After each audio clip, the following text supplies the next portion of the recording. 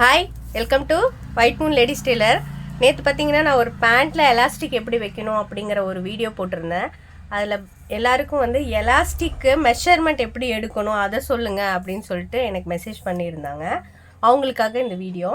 First நம்ம பேண்ட்டோட இடுப்பு size பாருங்கள். இதுதான் நம்மளோட பேண்ட்டோட இடுப்பு சைடு. இது ஃப்ரண்ட்டு, இது பேக்கு, இது சைடு. இப்போ இதை வந்து நீங்கள் 4 ஃபோல்ட் பண்ணிக்கோங்க.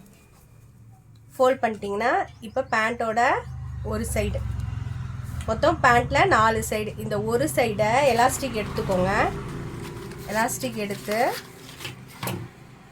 இந்த ஒரு சைடில் வைங்க கரெக்டாக. இதை அப்படியே 2ஆக ஃபோல்ட் பண்ணிக்கோங்க. வந்துருச்சிங்களா? 2ஆக ஃபோல்ட் பண்ணிவிட்டு இதிலிருந்து ஒரு 3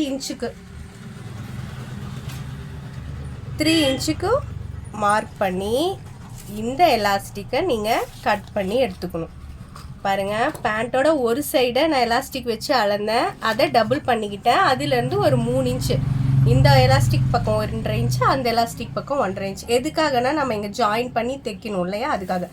இப்போ இதை இந்த பேண்ட்டில் வச்சு தைச்சிங்கன்னா இதுதான் அவங்களோட இடுப்பு. எவ்வளோ நீங்கள் இழுக்கிறீங்களோ அவ்வளோ உங்களுக்கு வந்து பேண்ட்டோட அவங்களோட ஹிப்போட அளவு கிடச்சிடும்.